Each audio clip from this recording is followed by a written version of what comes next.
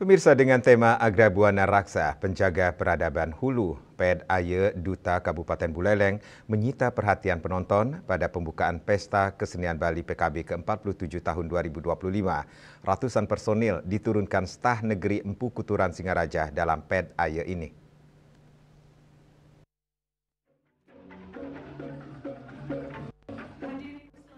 Penampilan Buleleng tidak hanya menunjukkan kekayaan seni, tetapi juga berhasil menyampaikan pesan kuat tentang alkulturasi budaya yang hidup dan berkembang di Buleleng.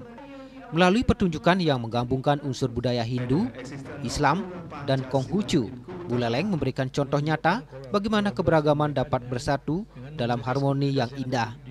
Diawali oleh jegek bagus berbusana payas agung khas Kabupaten Buleleng, disusul oleh uparengge meliputi kober singa Ambara Raja, kober swastike Bandrangan, tedung, dan lontek dengan nuansa merah sebagai simbol keberanian Panji Sakti yang turun-temurun diwarisi oleh masyarakat Buleleng, baik dalam kehidupan sosial budaya, terutama khasanah keseniannya.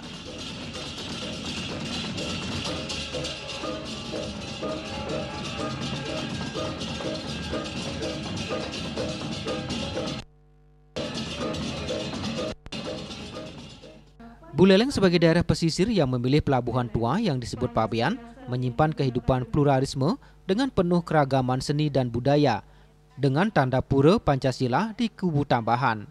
Pada barisan ini ditampilkan kesenian Janger Menyali, Brudah Desa Pegayaman, Barongsai Kelenteng Lingguan Kiong, eks pelabuhan Buleleng, dan boneka gendong dari Desa Les Tejakula. Sementara garapan tari kreasi pedengan Buleleng yang dipergunakan khusus saat upacara ngaben utama ditampilkan berikut rentetan acaranya mulai pebaktian keluarga.